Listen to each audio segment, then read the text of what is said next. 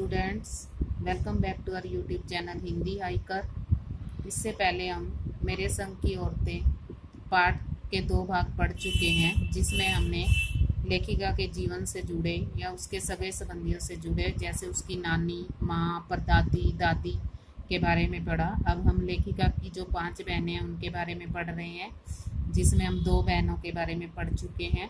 अब उसकी छोटी बहन के बारे में पढ़ते हैं। छोटी बहन का घर का नाम गौरी है और बाहर का नाम चित्रा। वह नहीं लिखती है। उसका कहना है कि वह इसलिए नहीं लिखती क्योंकि घर में कोई पढ़ने वाला भी तो होना चाहिए, यानी कि उसकी जो बहनें हैं लेखिकाएं हैं 2, और उनका लेख पढ़ने के लिए भी तो कोई होना चाहिए। खैर, उसके बाद जब चौथी 5वीं बेटियां पैदा हुई तो पिताजी ने इतनी बात जमाने की सुनी कि उनका एक एक नाम ही रखा, यानी कि पहले 3 बेटियों के 2-2 नाम थे, पर बाद में जो चौथी और 5वीं बेटियां हुई उनका सिर्फ एक ही नाम रखा, रेनू और अचला। 5 बहनों के बाद एक भाई हुआ जिसका नाम था राजीव। मजे की बात यह है कि बीच की 2 बहनें ही लेखन से बची रही। अचला और राजीव फिर उसमें जा फंसे, यानी कि जो रेनू है और जो चित्रा है दोनों नहीं लिखती थी, पर उसका भाई और एक बहन और फिर लिखने लगे। अचला मुझसे 8 साल छोटी है। वक्त के बदलाव की लाज रखते हुए अंग्रेजी में लिखती है, यानी कि अब जब वक्त बदल गया, समय बदल गया और वो अंग्रेजी में लिखती है, पर राजीव उसका भाई हिंदी में ही लिखता है। हम 4 लिखते हैं और तमाम खानदान हमें पढ़ता है, यानी कि बाकी सारे लोग हमारे घर के उसे पढ़ते हैं। मेरी ससुराल में मुझे कोई नहीं पढ़ता। इस तथ्य को हजम करने में मुझे काफ़ी वक्त लगा, यानी कि इस बात को हजम करने में उसे टाइम लगा। फिर उसके फ़ायदे भी नज़र आने लगे। कम से कम घर के भीतर तो मुझे हिंदी आलोचना बुद्धि से 2-4 नहीं होना पड़ता, यानी कि उसने जो लिखा उसके ऊपर कोई भी सोच विचार नहीं करता था घर के सदस्यों में से, क्योंकि वो उसके लिखे हुए को पढ़ते ही नहीं थे। खैर, मैं अपनी नहीं उन अदेवियों की बात करना चाहती हूँ जो परदादी की मन्नत के नतीजन धरती पर आई और लेखक नहीं बनी, यानी कि उसकी जो 2 बहनें हैं रेनू और चित्रा, जो लेखक नहीं बनी, उनके बारे में वो बताना चाहती है। उन्हें सांस लेने की ज़रूरत कुछ ज़्यादा हो समझ में आता है। जैसे मेरे पिताजी एक बार मंजुल से कहा था कि कोई दम नहीं घुटता, सांस लेने की ज़रूरत ही ज़्यादा है। पर यहाँ तो हम शेर तो गैर लेखिका बहनें सवा शेर, यानी कि उसकी जो बहनें थी वो दोनों उनसे भी आगे थी। चौथे नंबर वाली रेनू का आलम यह था कि गर्मी की दोपहरी में स्कूल से वापसी पर जब गाड़ी उसे और उससे छोटी बहन अचला को बस अड्डे से लेने जाती तो रेनू उसमें बैठने से इनकार कर देती, यानी कि उसकी अवस्था ऐसी थी, जो रेनू है धूप में भी वो गाड़ी में बैठना पसंद नहीं करती थी। उनका कहना था कि थोड़ा सा रास्ता गाड़ी में बैठकर तय करना सामंतशाही का प्रतीक है, यानी कि अमीर लोग ऐसे काम करते हैं, जो शायद था भी, पर साथ ही पिता के अतिरिक्त लाड़ का भी, यानी कि उसके पिता ने उसको ज़्यादा लाड़ किया हुआ था और वो बिगड़ी हुई थी, और रसोइये को खाना खिलाकर जल्दी फारिग करने की लाचारी का भी। माँ तो सब चीज़ों से उदासीन रहती थी, पर पिता काफ़ी कुड़ते भुनते जब देखते कि अचला गाड़ी में बैठी चली आ रही है और रेनू पीछे पीछे पसीने में तरबतर खरामा बच आ रही है। अब यहाँ पिता इस बात से बहुत उनको ये बातें बहुत महसूस होती थी कि अचला तो गाड़ी में आती है और रेनू पीछे पीछे धीरे धीरे आती है। बचपन में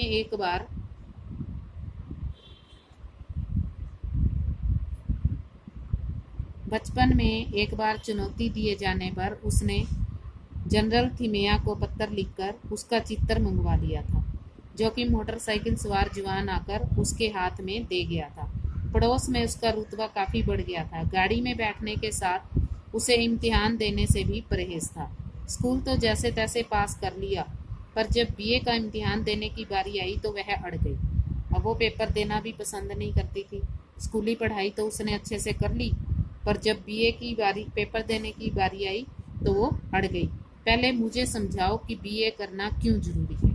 अब वो अपने पिता से पूछती है, मैं तो पेपर तब दूंगी, पहले मुझे ये बताओ कि क्यों ज़रूरी है। अगर मुझे यकीन आ गया कि हाँ कोई फ़ायदा है, वरना नहीं। यानी कि वो पेपर तब देगी कि उसे अगर ये पता चल गया कि इसका कोई फ़ायदा है भी या नहीं। हमने तरह तरह के तर्क दिए, हमने अलग अलग विचार उसके सामने रखे। माँ ने कहा पिताजी से पूछो, पिताजी ने कहा नौकरी कर पाओगी, शादी कर पाओगी, लोग इज्जत से देखेंगे, वगैरह वगैरह अलग अलग प्रकार की उसको बातें बताएगी। कोई तर्क उसे विश्वसनीय नहीं लगा, न रेनू को न खुद उन्हें। आखिर उन्होंने उसी कुतर्क का सहारा लिया जो युगों से माँ बाप के काम आता रहा है, जो उसके माँ बाप उसी विचार को ले कहा बीए करो क्योंकि मैं कह रहा हूँ। यानी कि अब माँ बाप को अपनी मर्जी करनी पड़ी उस पर, और उसको कहा कि मैंने कहा है तो आपको बीए करनी ही है। रेनू ने बीए कर लिया, पर सिर्फ पिता की खुशी के लिए, यानी पास होने लायक नंबर लाकर। सच बोलने में वह माँ से भी 2 कदम आगे है, यानी कि वो भी कभी झूठ नहीं बोलती है। गिनीमत यह है कि आधा समय उसके सच सुनकर लोग सोचते हैं कि वह मजाक कर रही होगी, इसीलिए बिना मेहनत वह लोगों को हंसाए रख लेती है। यानी कि अपने सच के साथ ही लोगों को हंसाती रहती है। आज भी उसे कोई इत्र भेंट करता है तो वह कहती है नहीं चाहिए, मैं तो नहाती हूँ। इत्र मतलब उसको जो भी परफ्यूम सेंट भेंट करता है तो वो ये कहती है कि मैं तो रोज नहाती हूँ, मुझे इसकी ज़रूरत नहीं। तीसरे नंबर पर चित्रा।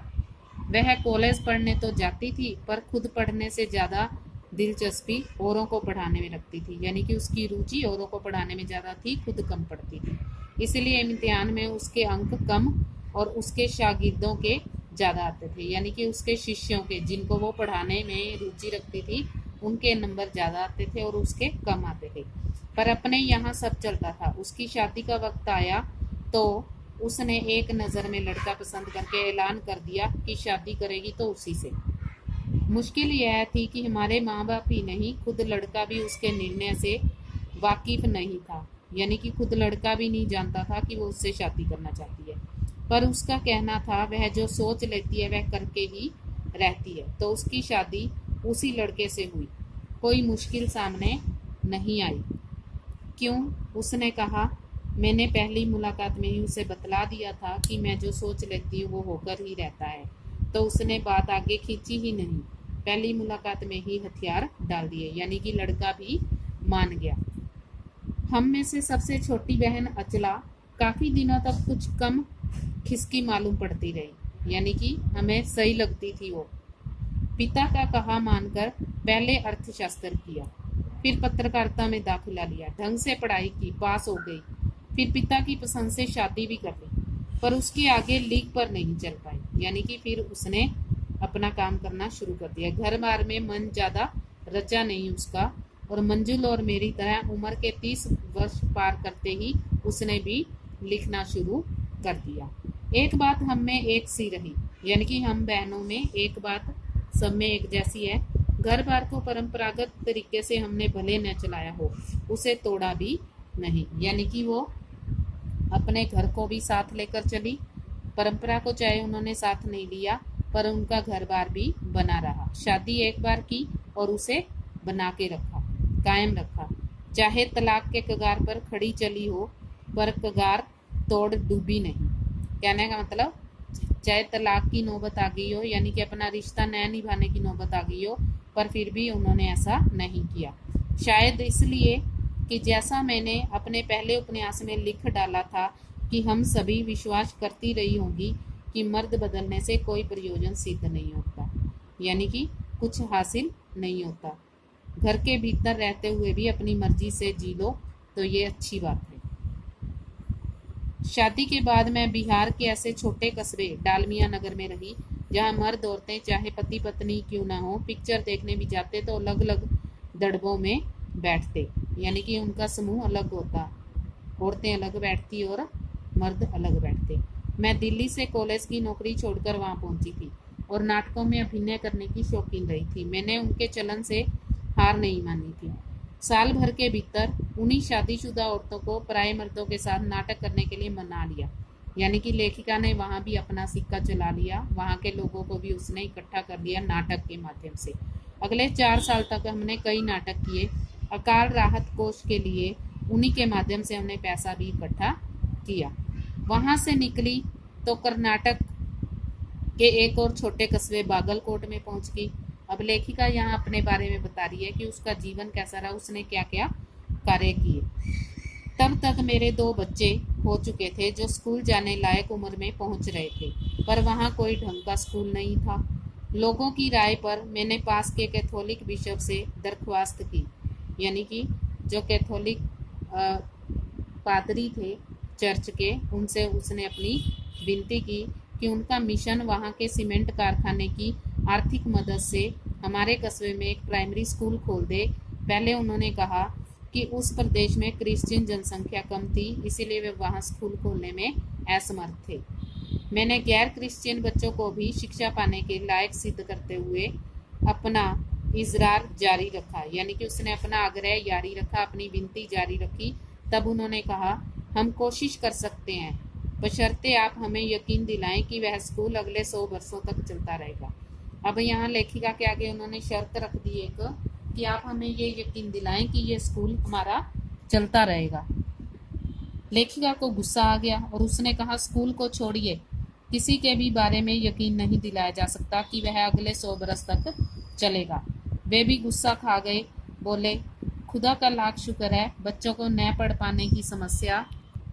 अब वहाँ के बच्चे पढ़ नहीं रहे थे। वो कहती है कि ये समस्या आपकी है, मेरी नहीं। बात कड़वी थी पर 100% सच। उसने सच बोला। सच के आगे सिर झुकाने की हमारी बचपन की आदत थी, सो उसने तय किया कि मैं खुद अंग्रेजी, हिंदी, कन्नड़ 3 भाषाएं पढ़ाने वाला प्राइमरी स्कूल वहाँ खोलूंगी। अब लेखिका ने वहाँ ऐसा स्कूल खोल दिया जिसमें 3 भाषाएं पढ़ाई जाती थी और कर्नाटक सरकार ने उसे मान्यता भी दिलवा दी। वहाँ के अनेक मेहनती और खिसके लोगों की मदद से यह व्रत पूरा हुआ। उसका ये संकल्प पूरा हो गया। उसने बागलकोट में स्कूल खुलवा दिया जिसमें 3 भाषाएं अंग्रेजी, हिंदी और कन्नड़ पढ़ाई जाने लगी। मेरे बच्चे तथा अन्य अफसरों के बच्चे भी उसी स्कूल में पढ़े। बाद में अलग अलग शहरों के अलग अलग ख्यात स्कूलों में दाखिला भी पा गए, यानी कि प्रसिद्ध स्कूलों में उन्हें दाखिला मिल गया। ऐसे अनेक मौके आए जब मैंने अपने जिद्दीपन के नमूने पेश किए। अब लेखिका अपने बारे में ही बता रही है। सबसे पहले उसने वहाँ कॉलेज से आकर स्त्री पुरुषों को इकट्ठा नाटक में इकट्ठा कर दिया। फिर उसने बागलकोट में स्कूल खुलवा दिया, पर सबसे ज़्यादा उसने मंच पाया। मेरे लेखन में जो शुरू से अब तक लीक से खिसका, अपनी राह खुद तलाशता रहा है, पर सब कुछ कर लेने पर भी मैं अपनी छोटी बहन रेनू के मुकाबिल नहीं पहुंच सकती। यानी कि जो उसकी बहन है उसके अकॉर्डिंग वो नहीं पहुंच सकती, उसके समान उसने ऐसा कुछ नहीं किया। 2950 के अंतिम दौर में एक रात दिल्ली में एक साथ 9 इंच बारिश हो गई। यानी अब उसकी बहन रेनू की बात कर रही है वो। वहाँ 9 इंच बारिश हुई। दिल्ली की खासियत यह रही है कि थोड़ा पानी बरसते ही वहाँ के नाले पर नालों में बाढ़ आ जाती है, पुलों के नीचे पानी भर जाता है और तमाम यातायात क्या है, ठप हो जाता है। इस क़यामती बारिश के बाद तो सरकार दफ्तरों के पहले तालों से फाइलें पानी में तैर आई थी। अगली सुबह किसी तरह का कोई वाहन सड़क पर नहीं निकला था। जाहिर है कि रेनू के स्कूल की बस भी उसे लेने नहीं आई। रेनू ने कहा, कोई बात नहीं, मैं पैदल चली जाऊंगी। सबने समझाया कि स्कूल बंद होगा, मत जाओ। उसने कहा, आपको कैसे पता? इस सवाल का माकूल जवाब किसी के पास नहीं था, यानी कि सही जवाब, मुनासिब अच्छा जवाब किसी के पास नहीं था। हमारे यहाँ फ़ोन जरूर लगा हुआ था, स्कूल में भी रहा होगा, पर बारिश के चलते वह सब ठप हुआ पड़ा था, तो रेनू अकेली पैदल स्कूल चल दी। गनीमत यह थी कि बारिश एक मुश्त बरस लेने के बाद थम गई। सड़कों पर पानी था पर और बरस नहीं रहा था, तो रेनू 2 मील पैदल चलकर स्कूल पहुंची। जैसा हमने कहा था वह बंद था। चौकीदार रेनू को देखकर दंग रह गया, पर रेनू को कोई मलाल नहीं था, यानी कि उसको इस बात पर कोई पछतावा नहीं था। वह वापस 2 मील चलकर घर पहुंच गई और सबने कहा, हमने पहले ही कहा था। उसने कहा, स्कूल बंद था तो मैं वापस आ गई, इसमें आपका कहना कहाँ से आ गया? सोचती हूँ कैसे रोमांच का अनुभव हुआ होगा उसे उस दिन। जगह जगह पानी से लबलब करते सुनसान शहर में अकेले अपनी धुन में मंजिल की तरफ चलते चले जाना, यह अकेलेपन का मजा ही कुछ और था। इस पाठ में सभी पात्र श्रद्धा भाव के पात्र हैं। शुरू में जैसे लेखिका की नानी आज़ादी के दीवाने होने के कारण उनको श्रद्धा भाव से देखा जाता है। फिर उसके बाद उसकी माँ की शादी स्वतंत्रता सेनानी से हुई, जिसके कारण वो भी अपने घर में पूरा आदर सम्मान पाती है। उसके बाद लेखिका और उसकी बहनें, सबको आदर मिलता है। तो यहाँ इसमें किसी हीन भावना का शिकार नहीं है कोई भी नारी, इसमें सबका वर्णन किया गया है। और शिक्षा एक जन्मसिद्ध अधिकार है, इसके बारे में भी बताया गया है। अगर आपको ये वीडियो पसंद आती है तो लाइक करें, शेयर करें, कमेंट करें और चैनल को सब्सक्राइब करें। और अगर आपका कोई सजेशन है तो उसे कमेंट बॉक्स में आप लिख सकते हैं। धन्यवाद।